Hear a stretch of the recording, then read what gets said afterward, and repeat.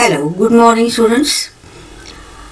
Now after Diwali, this is the first lecture of accountancy. Before Diwali we have completed two chapters and we have studied the terminology of this bookkeeping and accountancy. And now from this chapter we learn the method of preparation of this journal or ledger, how we prepare that ledger or how we prepare that journal. Journal is the basic document that we have studied the definition of journal. When we enter the transactions in this original book of entry, it is called a journal. In our daily life of our business, numerous transactions are happened, and when they are happened, as soon as we record in this journal, that all I am reminding you here about this definition, and it is book of original entry. It is the book in which we record day-to-day transactions, and this is basic book, primary book of accounting. Before understanding how to prepare the journal, at first we have to study what are the documents on which the journal is prepared. What are accounting documents on which or on the basis of which that journal is prepared. So daily business transactions supporting documents. When transactions happen, here they are supported by the documents. The word document means a piece of paper which provides detailed information as a legal nature. So what is meant by document? Document, here it is a piece of paper which is the source by which we can understand what type of transaction here it was happened, and it has that legal support or it has that legal nature. Document is a legal proof for recording every transaction. It is important. When we here transact with anybody, when transactions happen, we take here proof or give the proof of the transaction. So here that legal proof, here it is called as document. दिवाळीच्या अगोदर आपण journal शिकलेलो होतो आणि त्याचे definition आपण पाहिली होती, त्याचे युटिलिटी आपण पाहिली होती, इम्पॉर्टन्स आपण पाहिलं होतं, आणि ते एक बेसिक बुक ऑफ एंट्री आहे. तर जर्नलला सुरुवात करण्याच्या अगोदर जर्नल ज्या डॉक्युमेंट्सच्या बेसिसवर प्रिपेअर केलं जातं ते डॉक्युमेंट्स म्हणजे काय आणि ते कुठल्या प्रकारचे डॉक्युमेंट्स असतात हे आपण आज बघायचं आहे. तर डॉक्युमेंट म्हणजे काय? तर डॉक्युमेंट म्हणजे एक कायदेशीर पुरावा असतो की ते ट्रान्झॅक्शन झालेलं आहे ह्याच्यासाठी जो तो एक कायदेशीर पुरावा असतो, तर आपण डॉक्युमेंट असं म्हणतो. So here this is accounting documents and importance and utility of accounting documents. डॉक्युमेंट्सचे इम्पॉर्टन्स काय आहे? तर documents are necessary for recording transactions. आताच आपण पाहिलं ट्रान्झॅक्शन्स रेकॉर्ड करताना आपल्याला कुठलं तरी एक लिगल प्रूफ पाहिजे आणि कुठला तरी एक पुरावा पाहिजे, त्या बेसिसवर आपण ट्रान्झॅक्शन रेकॉर्ड करत असतो. Accounting transactions are recorded in proper mode and computer based. आता तर पहिल्यासारखं राहिलेलं नाही. तुम्ही बघितले साध्या दुकानामध्ये सुद्धा आता कम्प्युटर्स बसवलेले आहेत त्याने, आणि जेव्हा जेव्हा ट्रान्झॅक्शन होतं तेव्हा त्याची एंट्री केली जाते, फोन नंबर मागितला जातो, GST CGST जे काही आपण शिकलो ते सगळं त्या ह्याच्यामध्ये डॉक्युमेंटमध्ये असतं. Accounting documents are stored in physical files or in software. हे पण आपल्याला दोन्ही पद्धतीने इथं त्याचं प्रिझर्वेशन करता येतं. त्याच्यानंतर आहे लिगल एव्हिडन्स. आत्ताच मी सांगितलं फॉर कोर्ट मॅटर्स. समजा काही कोर्ट मॅटर झाला तर त्याच्यामध्ये आपण प्रूफ म्हणून लिगल डॉक्युमेंट इथं प्रेझेंट करू शकतो. Accounting documents are required for charity commissioners office. Charity याचा अर्थ धर्मादाय, म्हणजे धर्मादाय आयुक्त असं त्याचं मराठी ट्रान्सलेशन आहे. तर ते चॅरिटी देताना त्याचा जो कमिशनर असतो चॅरिटी कमिशनर, त्याच्यासाठी आपल्याला ते तो प्रूफ देतो की इतकं इतकं त्याने इथं दान दिलेलं आहे किंवा धर्मासाठी तो डोनेट केलेलं आहे. So here that is accounting document. Accounting documents are required for payments of state government and local body authority. म्हणजे कोणाकोणासाठी इथं उपयुक्त आहे हे त्याने लिहिलेलं आहे. म्हणजे राज्य सरकार असू दे, केंद्र सरकार असू दे, लोकल बॉडी असू दे, म्हणजे आता समजा बारामतीची म्युन्सिपालिटी किंवा नगर परिषद ही झाली लोकल बॉडी. तिथं तुम्ही काय पेमेंट केलं तर तुम्हाला तिथं रिसिप्ट मिळते. कुठलंही ट्रान्झॅक्शन असू दे बघा, त्याच्यामध्ये सरकारी कामाचं असेल तर ते लगेच रिसिप्ट देतात. तिथे इलिगल काही नसतं, सगळं लिगल प्रोसिजर तिथे फॉलो करतात. So this is the importance and utility of accounting documents. आता कुठले डॉक्युमेंट आपण यूज करतो. पहिलं आहे voucher. It is a legal evidence that certain sum of money has been paid to specific person or party. म्हणजे हा voucher याचा अर्थ काय होतो. So what is mean by voucher. It is legal evidence that certain sum of money has been paid to a specific person or party. म्हणजे तेच आत्ता मी सांगितलं तुम्हाला की हे डॉक्युमेंटमधलं पहिले जे डॉक्युमेंट आहे व्हाउचर, तर एक लिगल प्रूफ आहे. म्हणजे जर तुम्ही एखाद्याला पैसे दिले किंवा एखाद्याकडनं पैसे मिळाले तर ते व्हाउचर आपण देतो. म्हणजे देणारा पण ज्याला मिळतं तो पण व्हाउचर देतो आणि जो पेड करतो त्याला व्हाउचर मिळतं. तर इथं काय एक्झाम्पल दिलेत बघा त्यांनी. Cash voucher, bank voucher, purchase voucher, sale voucher, travel bills, wages bills, salaries bill, हे सगळं तुम्हाला माहिती आहे. त्याच्यानंतर आहे बघा types of vouchers. Internal voucher आणि एक्सटर्नल व्हाउचर असे दोन त्याचे टाईप आहे. The internal vouchers are documents prepared internally by an organisation. The voucher which is created by the business self and signed by the payee is called as internal voucher. म्हणजे ऑर्गनायझेशनमध्ये जर काही transaction झाले तर त्याच्यामध्ये ते business house किंवा ती कंपनी ते व्हाउचर क्रिएट करतं आणि ते व्हाउचर पेई साईन करतो. त्याला आपण इंटरनल व्हाउचर असं म्हणतो. It is prepared when we cannot get receipt as a proof for such transactions. Internal voucher आता समजा बिझनेस, त्याने एक्झाम्पल दिलेत बघा. Taxi fare, bus fare, auto fare etcetera.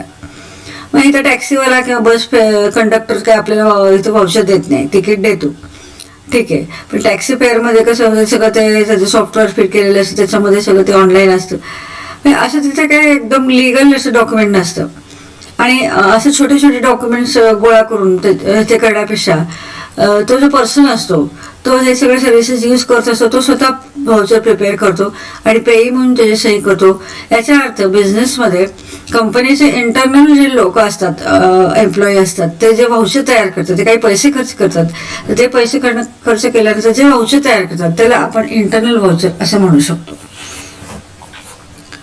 त्याच्यानंतर आहे बघा एक्सटर्नल व्हाउचर. आता एक्सटर्नल माहिती आहे, म्हणजे आपण कुठेही गेलो तरी आपण ट्रान्झॅक्शन केल्यावर जे आपल्याला डॉक्युमेंट मिळतं त्याला आपण एक्सटर्नल व्हाउचर असं म्हणतो. These vouchers are documents generated from outside the business. For example receipt of electricity bill, debit note, credit note, cash memo etcetera. तुम्ही कुठल्याही दुकानात गेला, काही खरेदी केलं तर तुम्हाला जो कॅश मेमो मिळतो, रिसिट आपण असं त्याला म्हणतो, तर ते सुद्धा काय आहे, एक्सटर्नल व्हाउचर आहे. म्हणजे कंपनीच्या बाहेर, बिझनेसच्या बाहेर जे व्हाउचर तुम्हाला मिळतं तर त्याला आपण एक्सटर्नल व्हाउचर असं म्हणतो. त्याच्यानंतर आहे जर्नल व्हाउचर. आता journal voucher is a basic original voucher on the basis of which transaction should be generalized in journal book. Company स्वतः किंवा बिझनेस स्वतः हे व्हाउचर तयार करतात आणि त्या बेसिसवर इथं अकाउंटिंग ट्रान्झॅक्शन्स रेकॉर्ड केले जातात. इथे ओरिजिनल व्हाउचर असतं. म्हणजे तुमच्याकडे जे रफ डाटा येतो, रफ हे येतं, डॉक्युमेंट्स येतात, लिगल डॉक्युमेंट, त्याच्यावरनं हे जर्नलचं व्हाउचर तिथं तयार केलं जातं आणि त्या जर्नल व्हाउचरवर एंट्रीज केल्या जातात. मग त्या बेसिसवर जर्नल एंट्रीज इथं केल्या जातात. तर त्याच्या इथं हे प्रोफॉर्मा स्पेसिमेन दिला आहे बघा. नेम ऑफ द फर्म काय आहे, व्हाउचर नंबर किती आहे, ट्रान्झॅक्शन नंबर किती आहे, डेट किती आहे, मग एंट्री करताना डेबिट कुठलं अकाउंट करायला पाहिजे, क्रेडिट कुठलं अकाउंट करायला पाहिजे, मग इथे कशासाठी हे ट्रान्झॅक्शन झाले, अमाऊंट किती आहे, मग ते अमाऊंट इन वर्ड्स म्हणजे शब्दामध्ये लिहायचं आहे. आणि त्याच्यानंतर ॲप्रूव्ड बाय, कुणाकडनं ॲप्रूव्ड झाले, म्हणजे कुठल्या अथॉरिटीने परमिशन दिली, कुठल्या अथॉरिटीनं ॲथॉराईज केलं आणि मग त्याचे सिग्नेचर. असं ह्या पद्धतीचे ते जर्नल व्हाउचर असतं. म्हणजे कंपनी किंवा फर्म ही स्वतः हे व्हाउचर तयार करतं आणि त्याच्या बेसिसवर आता इथे नेम ऑफ डेबिट अकाउंट म्हणजे एंट्री करताना हे इथं जे नाव लिहितो ते डेबिट होणार, इथं जे नाव लिहितो ते क्रेडिट होणार आणि त्या ट्रान्झॅक्शनची डेट इथे जी लिहिली ती असणार आहे. आणि हे कंपनीचं नाव आहे. अशा पद्धतीने हे डॉक्युमेंट व्हाउचर अगोदर ते तयार करून ठेवायचं आणि मग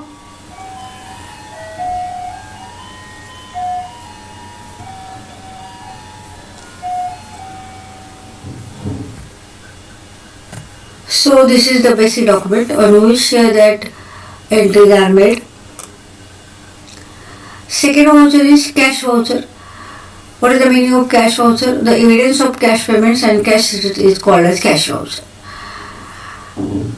When amount is spent in cash, one should prepare a voucher. If any document from the payee is obtained, then that itself can be created as voucher.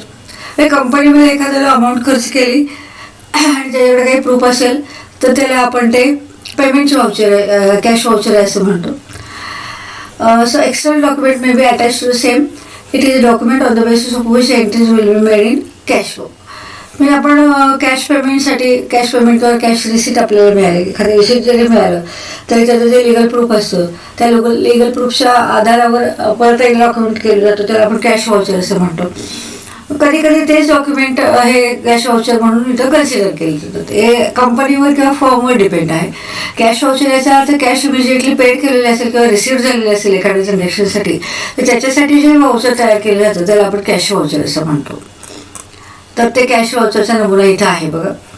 इथं नाव दिलं त्यांनी Nakul and company, Bandra road, Mumbai. Date आहे, voucher number आहे, GSTचे जे details आहेत, कुणाला दिलं, कशासाठी दिलं, ऑन अकाउंट ऑफ याचा अर्थ कशासाठी दिलं.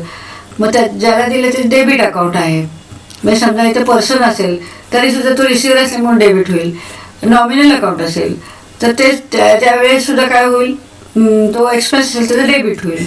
सो याचा टोटल रुपीज काय आहेत, अमाऊंट काय आहे, कुणी प्रिपेअर केलं, कुणी पास केलं, कुणी रिसिव्हर केलं, हे सगळे ह्याचं कॅश व्हाउचरचे डिटेल्स आहेत. त्याचा टॅक्स इनवॉइस आहे बघा. इनवॉइस याचा अर्थ कच्चं बिल असं आपण मी तुम्हाला मागं पण सांगितलं. Tax invoice is a document prepared by the seller to inform the buyer about the quantity supplied, rates and terms of payment at which goods are supplied, trade discount if any allowed, CGST and SGST and the total amount payable by him. अगदी सोप्या भाषेमध्ये त्यांनी सांगितले. Tax invoice हे असं document आहे की जे सेलरकडून बायरकडे दिलं जातं आणि त्याच्यामध्ये सगळ्या प्रकारचे डिटेल्स लिहिलेले असतात. किती क्वांटिटी सप्लाय केलं, तर रेट काय होता, त्याचं फ्युचरमध्ये पेमेंट करायचं असेल तर ते पेमेंटचे कंडिशन काय आहे, तर टर्म्स काय आहेत, नियम काय आहेत, डिस्काउंट दिला असेल तर डिस्काउंटचं कन्सिडरेशन आहे. त्याच्यानंतर GST पे केलं असेल, 2 प्रकार आहेत GSTचे, सेंट्रल GST आणि स्टेट GST.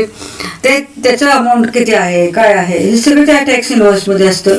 म्हणजे हे रफ बिल असतं जे सेलर बायरला देतो त्याला आपण इथं टॅक्स इनवॉइस असं म्हणतो. मग त्याच्यामध्ये पर्चेस इनवॉइस आहे. Purchase invoice or inward invoice असं म्हणतात for the buyer and sales invoice or outward invoice for the seller. म्हणजे जेव्हा आपण सेलर असतो तेव्हा ते सेल्स इनवॉइस असतं किंवा बाहेर जाणार असतं म्हणून त्याला आपण आउटवर्ड इनवॉइस म्हणतो. जेव्हा आपण पर्चेसर असतो तेव्हा ते इनवर्ड इनवॉइस असतं.